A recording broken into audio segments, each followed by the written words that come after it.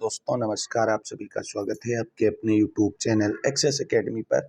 दोस्तों आज की इस वीडियो में टीजीटी पीजीटी भारतीय इतिहास रिमाइंडर सीरीज के अंतर्गत प्रस्तुत है आधुनिक भारतीय इतिहास के महत्वपूर्ण प्रश्नों का वन लाइनर रिवीजन नोट्स, जो आप सभी की आगामी परीक्षाओं जैसे TGT PGT LT grade GIC प्रवक्ता GTS assistant professor KBS NBS NET JRF D triple SB TGT PGT शिक्षक भर्ती और Bihar 7th phase TGT PGT शिक्षक भर्ती परीक्षाओं के लिए बहुत ही उपयोगी है। दोस्तों इस वीडियो में हम आधुनिक भारत के इतिहास के महत्वपूर्ण टॉपिक भारतीय राष्ट्रीय कांग्रेस, जहां से आप सभी लोगों की प्रत्येक परीक्षा में 4 से 5 क्वेश्चंस पूछे जाते हैं, से संबंधित महत्वपूर्ण प्रश्नों को कवर करेंगे।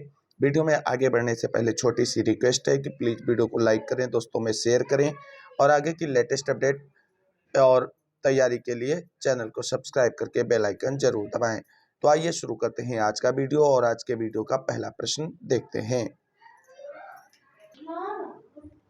पहला प्रश्न डिस्कस करते हैं भारतीय राष्ट्रीय कांग्रेस से संबंधित। सबसे पहले आप सभी लोग जानते हैं कि भारतीय राष्ट्रीय कांग्रेस की स्थापना 1885 ईस्वी में A.O. ह्यूम के द्वारा की गई थी और ये इतना कॉमन प्रश्न है कि कई बार परीक्षाओं में पूछा गया है कि भारतीय राष्ट्रीय कांग्रेस की स्थापना कब हुई और उसके संस्थापक कौन थे। तो भारतीय राष्ट्रीय कांग्रेस की स्थापना एक बार पुनः समझ लें, 1885 ईस्वी में एक अंग्रेज अधिकारी A.O. ह्यूम के द्वारा की गई थी। तो पहला प्रश्न है, स्वराज भारत के राजनीतिक प्रयासों का लक्ष्य था या दादा भाई नौरोजी द्वारा घोषित किया गया था। तो स्वराज जो है कलकत्ता सत्र 1906 में दादा भाई नौरोजी के द्वारा घोषित किया गया था। अगला प्रश्न है, भारतीय राष्ट्रीय कांग्रेस के पहले मुस्लिम अध्यक्ष कौन थे। तो भारतीय राष्ट्रीय कांग्रेस के पहले मुस्लिम अध्यक्ष बदरुद्दीन तैयब जी थे। अगला प्रश्न है, भारतीय राष्ट्रीय कांग्रेस का आधिकारिक इतिहास लेखक कौन था।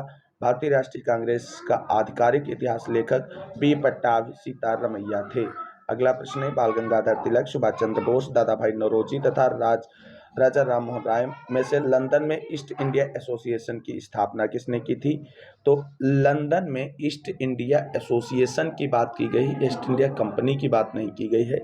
ईस्ट इंडिया एसोसिएशन की स्थापना दादा भाई नौरोजी ने की थी। अगला प्रश्न है, भारतीय राष्ट्रीय कांग्रेस के चतुर्थ अधिवेशन जो 1888 ईस्वी में हुआ था की अध्यक्षता किसने की थी। तो भारतीय राष्ट्रीय कांग्रेस के चतुर्थ अधिवेशन की अध्यक्षता जॉर्ज यूल ने की थी और ये पहले अंग्रेज अध्यक्ष थे कांग्रेस अधिवेशन की अध्यक्षता करने वाले। अगला प्रश्न है, भारतीय राष्ट्रीय कांग्रेस के लाहौर अधिवेशन के अध्यक्ष कौन थे। तो भारतीय राष्ट्रीय कांग्रेस का लाहौर अधिवेशन 1929 ईस्वी में हुआ था, जिसके अध्यक्ष जवाहरलाल नेहरू थे। अगला प्रश्न है, कांग्रेस ने पूर्ण स्वराज को अपना ध्येय कब घोषित किया। तो कांग्रेस ने पूर्ण स्वराज को अपना ध्येय लाहौर अधिवेशन जो 1929 में हुआ था उसमें घोषित किया था। अगला प्रश्न है, विपिन चंद्र पाल, लाला लाजपत राय, बाल गंगाधर तिलक तथा महात्मा गांधी में से भारतीय राष्ट्रीय कांग्रेस को सुरक्षा कपाट सिद्धांत या सुरक्षा या सेफ्टी वाल्व सिद्धांत किसने कहा है। तो सुरक्षा कपाट सिद्धांत लाला लाजपत राय ने कहा है। अगला प्रश्न है,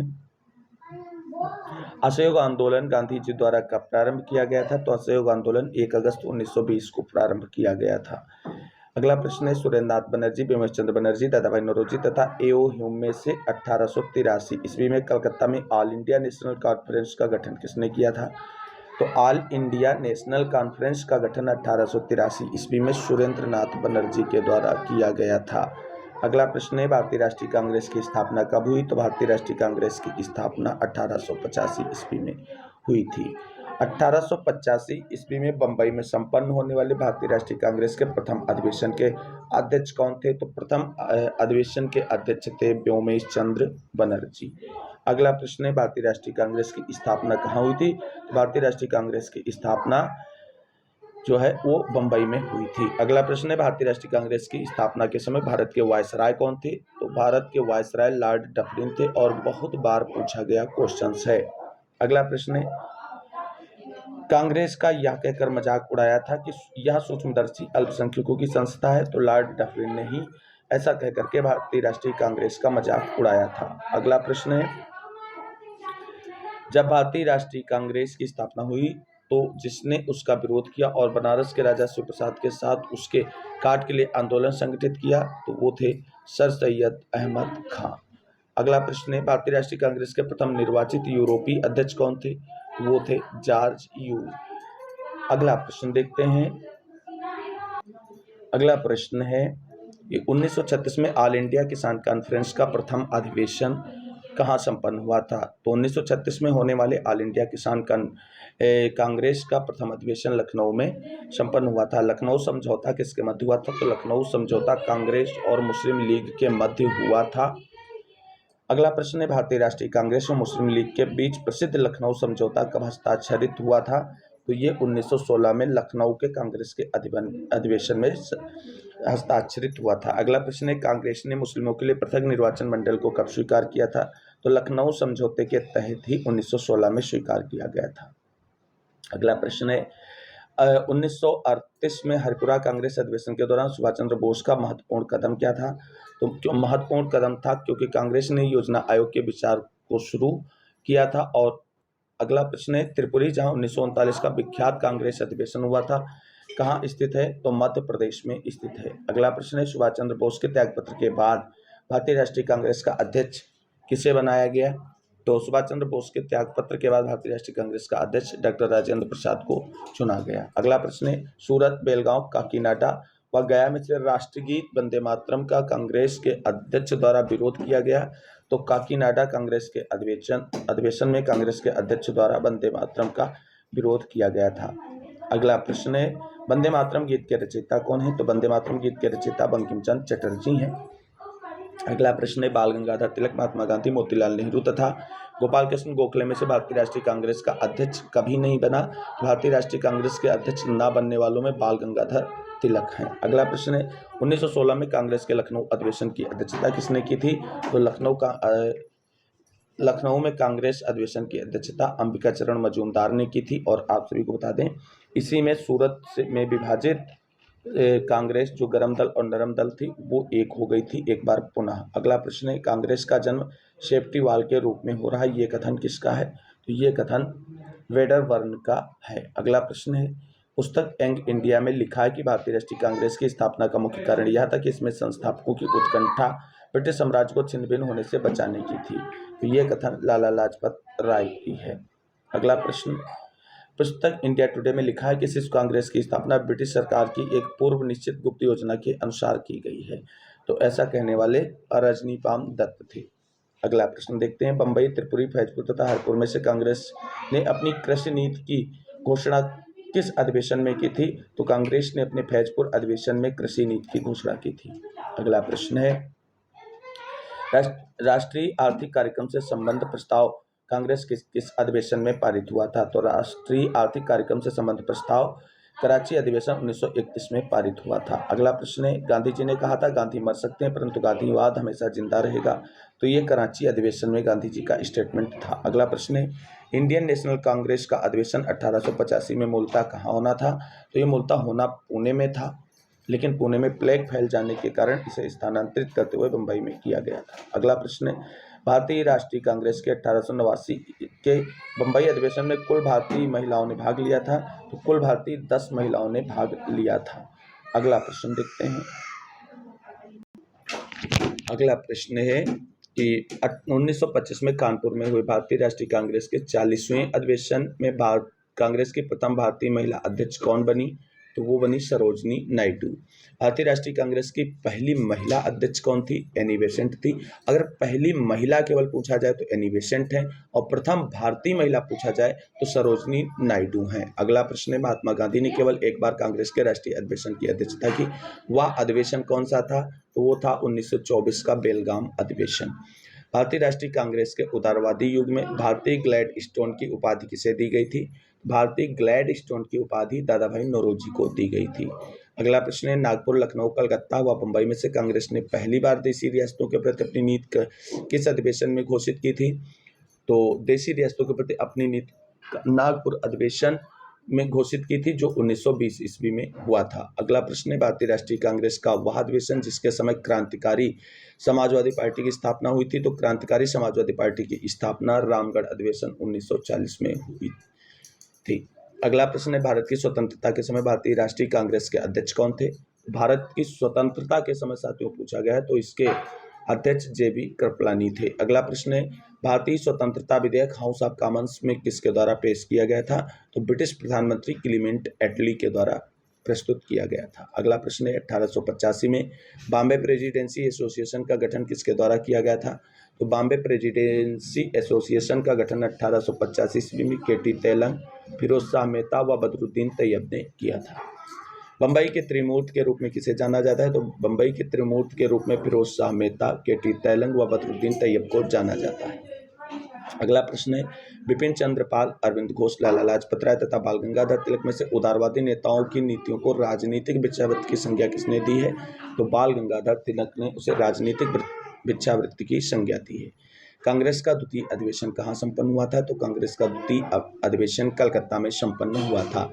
अगला प्रश्न है, 1906 में कांग्रेस अधिवेशन के अध्यक्ष कौन थे? तो 1906 में हुआ कांग्रेस अधिवेशन की अध्यक्षता दादा भाई नौरोजी ने की थी। अगला प्रश्न, कांग्रेस का वह अधिवेशन जिसमें नरमपंथियों व चरमपंथियों का विभाजन अपरिहार्य हो गया था, तो वो था 1907 सूरत का अधिवेशन। आपको सही सुमेलित तथ्यों को देख लेते हैं जो कांग्रेस के अधिवेशनों से संबंधित हैं और उनके अध्यक्षों से।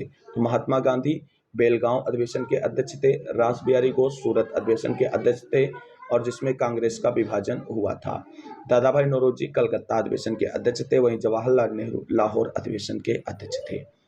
अगला प्रश्न है, मौलाना अबुल कलाम आजाद, जवाहरलाल नेहरू, गोपाल कृष्ण गोखले, डब्ल्यू.सी. बनर्जी में से भारतीय राष्ट्रीय कांग्रेस की उत्पत्ति से भारत की स्वतंत्रता तक सबसे लंबी अवधि के लिए इसके अध्यक्ष पद को किसने संभाला? तो वो था मौलाना अबुल कलाम आजाद ने।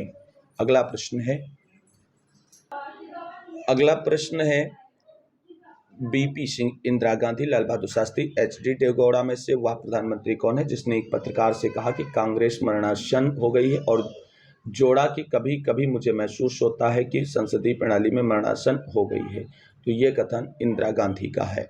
अगला प्रश्न है, 1929 में जिसने कहा था कि कांग्रेस कोई श्रमिक संगठन नहीं बल्कि हर तरफ के लोगों का एक बड़ा समूह है, तो ये स्टेटमेंट जवाहरलाल नेहरू जी का है।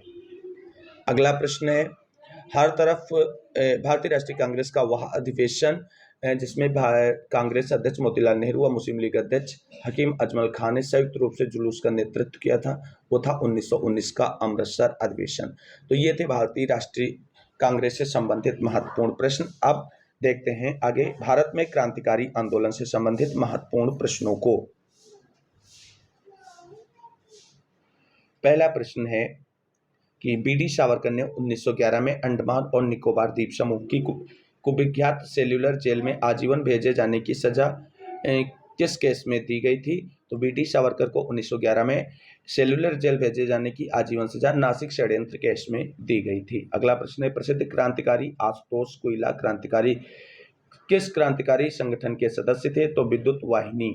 अगला प्रश्न है, लखनऊ, कानपुर, वाराणसी तथा मुजफ्फरपुर में से खुदीराम बोस कहाँ से संबंधित थे? तो खुदीराम बोस मुजफ्फरपुर से संबंधित थे। अगला प्रश्न है, राष्ट्र को चतुर्मुखी कार्यक्रम, बहिष्कार, स्वदेशी स्वराज और राष्ट्रीय शिक्षा दिए, तो ये कार्य दादा भाई नौरोजी ने किया था। अगला प्रश्न है, सिस्टर निवेदिता का वास्तविक नाम क्या था? तो सिस्टर निवेदिता का वास्तविक नाम मार्गरेट नोबेल था। अगला प्रश्न है, मास्टरदा के नाम से विख्यात स्वतंत्रता सेनानी का मूल नाम क्या था? तो इनका मूल नाम सूर्यसेन था। कल्पना दत्त का संबंध किस संगठन से था? तो कल्पना दत्त का संबंध जो है वो इंडियन रिपब्लिक आर्मी से था। अगला प्रश्न है, चटगांव शस्त्रागार में वंदे मातरम नारे के साथ तिरंगा ध्वज किसने लहराया था? तो मास्टरदा अर्थात सूर्यसेन ने लहराया था। अगला प्रश्न है, काकोरी कांड में मुकदमे का सामना नहीं किया था? तो काकोरी कांड में मुकदमे का सामना चंद्रशेखर आजाद ने नहीं किया था। अगला प्रश्न है, इंडियन स्ट्रगल पुस्तक के लेखक का नाम क्या है? तो इंडियन स्ट्रगल पुस्तक के लेखक का नाम सुभाष चंद्र बोस है। अगला प्रश्न है, सिंगापुर, बर्मा, थाईलैंड तथा जापान में से आज़ाद हिंद फौज की स्थापना हुई थी? तो आज़ाद हिंद फौज की स्थापना सिंगापुर में हुई थी। अभिनव भारत के संस्थापक कौन थे? अभिनव भारत के संस्थापक बी.डी. सावरकर हैं। तो मुझे खून दो मैं तुम्हें आज़ादी दूंगा, यह घोषणा किसने की थी? तो मुझे खून दो मैं तुम्हें आज़ादी दूंगा की घोषणा सुभाष चंद्र बोस के द्वारा की गई थी। अगला प्रश्न है, 23 मार्च 1931 को भगत सिंह के साथ जिन दो अन्य क्रांतिकारियों को फांसी दी गई उनका नाम क्या था? तो भगत सिंह के साथ फांसी दिए जाने वाले क्रांतिकारियों में राजगुरु और सुखदेव थे। अगला प्रश्न देखते हैं, अगला प्रश्न है कि सिस्टर निवेदिता गुप्त क्रांतिकारी संगठन की सदस्यता थी, तो सिस्टर निवेदिता अनुशीलन समिति की सदस्यता थी। सुभाष चंद्र बोस द्वारा अंडमान द्वीप को क्या नाम दिया गया था, तो सुभाष चंद्र बोस ने अंडमान द्वीप को शहीद द्वीप नाम दिया था। अगला प्रश्न है अलीपुर बम मामला, मेरठ षड्यंत्र मामला, कानपुर षड्यंत्र मामला तथा काकोरी मामले में से अरविंद घोष पर मुकदमा किस केस में चलाया गया था, तो अरविंद घोष पर अलीपुर बम मामले में मुकदमा चलाया गया था। अगला प्रश्न है अलीपुर षड्यंत्र कांड में फंसे अरविंद घोष का बड़ी कुशलता से बचाव किसने किया था, तो बड़ी कुशलता से बचाव चित्तरंजन दास ने किया था। 1840 ईस्वी में कूका आंदोलन किसने प्रारंभ किया था, तो कूका आंदोलन भगत जवाहर मल के द्वारा प्रारंभ किया गया था। अगला प्रश्न है प्रीतिलता और उसके क्रांतिकारी गुट ने चिटगांव के रेलवे इंस्टीट्यूट ऑफ पहाड़तली पर धावा कब बोला था, तो 22 सितंबर 1932 को प्रीतिलता और उसके क्रांतिकारी गुट ने चिटगांव के रेलवे इंस्टीट्यूट ऑफ पहाड़तली पर धावा बोल दिया था। अगला प्रश्न है वह प्रसिद्ध महिला क्रांतिकारी जिसे चटगांव शस्त्रागार पर हमला मामले में आजीवन निर्वासन की सजा हुई थी और 1939 में उनके छूटने के बाद वह भारत की कम्युनिस्ट पार्टी में शामिल हुई, वह थी कल्पना दत्त। आप देखते हैं भारत के बाहर क्रांतिकारी आंदोलनों से संबंधित महत्वपूर्ण वन लाइनर प्रश्नों को। पहला प्रश्न है कि 1909 में lieutenant colonel sir William Curzon Wyllie पर भारतीय स्वतंत्रता आंदोलन में क्रांति के प्रथम कार्य के रूप में आक्रमण किसने किया था, मदनलाल धिंगरा ने। अगला प्रश्न है गदर आंदोलन के शुरू होने का सबसे महत्वपूर्ण कारण क्या था, सबसे महत्वपूर्ण कारण था प्रथम विश्व युद्ध का आरंभ होना। अगला प्रश्न है एन.जी. रंगा, एच.बी. कामत, टी. प्रकाशम तथा बी.आर. अम्बेडकर में से पंचायती राज व्यवस्था को पुनर्जीवित करने के प्रस्ताव का प्रबल समर्थन किसने किया था, तो बी.आर. अम्बेडकर ने किया था। अगला प्रश्न है सर माइकल ओडायर को किसने मारा था, तो सर माइकल ओडायर को सरदार उधम सिंह ने मारा था। अगला प्रश्न है सर्कुलर ए आज़ादी नामक परिपत्र किससे संबंधित है, तो सर्कुलर ए आज़ादी नामक परिपत्र रामनाथपुरी से संबंध है। गदर पार्टी को पहले किस नाम से जाना जाता था, गदर पार्टी को पहले Hindustan Association of the Pacific Coast के नाम से जाना जाता था। अगला प्रश्न है गदर नाम की एक साप्ताहिक पत्रिका का प्रकाशन सर्वप्रथम कब हुआ था, तो गदर नाम की साप्ताहिक पत्रिका का प्रकाशन सर्वप्रथम 1 नवंबर 1913 ईस्वी को हुआ था। हिंदुस्तान गदर पार्टी की स्थापना के बाद इसके अध्यक्ष किसको नियुक्त किया गया था, तो इसका अध्यक्ष बाबा सोहन सिंह भाकना को नियुक्त किया गया था, जबकि गदर पार्टी के संस्थापक लाला हरदयाल थे। अगला प्रश्न है एनी बेसेंट, विजय तिलक, एम.के. गांधी तथा श्यामजी कृष्ण वर्मा में से लंदन में इंडियन होम रूल सोसाइटी को किसने प्रारंभ किया था, तो लंदन में इंडियन होम रूल सोसाइटी को श्यामजी कृष्ण वर्मा ने शुरू किया था। अगला प्रश्न देखते हैं। अगला प्रश्न है निकोबार द्वीप को सुभाष चंद्र बोस ने क्या नाम दिया था, तो निकोबार द्वीप को सुभाष चंद्र बोस ने स्वराज द्वीप नाम दिया था। यूनाइटेड फ्री इंडिया के प्रधानमंत्री के रूप में 30 दिसंबर 1943 को पोर्ट ब्लेयर के तत्कालीन जिमखाना ग्राउंड नेताजी स्टेडियम में राष्ट्रीय ध्वज किसने फहराया था, सुभाष चंद्र बोस ने फहराया था। अगला प्रश्न है सुभाष चंद्र बोस, रासबिहारी बोस, गुरदयाल सिंह तथा सेनवाज में से इंडियन नेशनल आर्मी का गठन किसने किया था, तो इंडियन नेशनल आर्मी का गठन रासबिहारी बोस ने किया था। सुभाष चंद्र बोस ने आज़ाद हिंद फौज की कमान कब संभाली थी, तो सुभाष चंद्र बोस ने आज़ाद हिंद फौज की कमान 1943 ईस्वी में संभाली थी।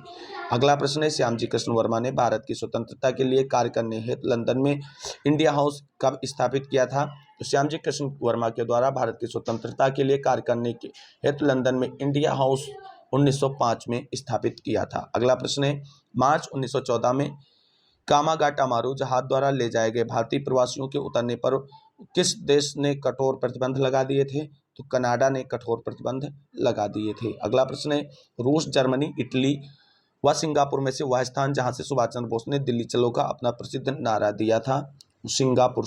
अगला प्रश्न है रासबिहारी बोस, लक्ष्मी सहगल, रासबिहारी घोष जनरल मोहन सिंह में से IN यानी इंडियन नेशनल आर्मी से संबंधित नहीं था, तो रासबिहारी घोष जो थे वो इंडियन नेशनल आर्मी से संबंधित नहीं थे। अगला प्रश्न है GD Savarkar, BD Savarkar, ML Dhingra तथा S कृष्ण वर्मा में से इंडियन सोशियोलॉजिस्ट की शुरुआत हुई थी, तो इंडियन सोशियोलॉजिस्ट की शुरुआत S कृष्ण वर्मा द्वारा की गई थी। अगला प्रश्न है कामागाटामारू क्या था, तो कामागाटामारू एक जापानी जलयान था। अगला प्रश्न है 1907 ईस्वी के द्वितीय इंटरनेशनल की स्टुटगार्ट कांग्रेस में स्वतंत्र भारत का झंडा किसने फहराया था, तो मैडम कामा ने फहराया था। मदर ऑफ इंडियन रिवॉल्यूशन किसे कहा जाता है, तो mother of Indian revolution madam Cama को कहा जाता है। सन 1915 में काबुल में गठित अंतरिम सरकार के थे तो अंतरिम सरकार के राष्ट्रपति महेंद्र प्रताप सिंह थे।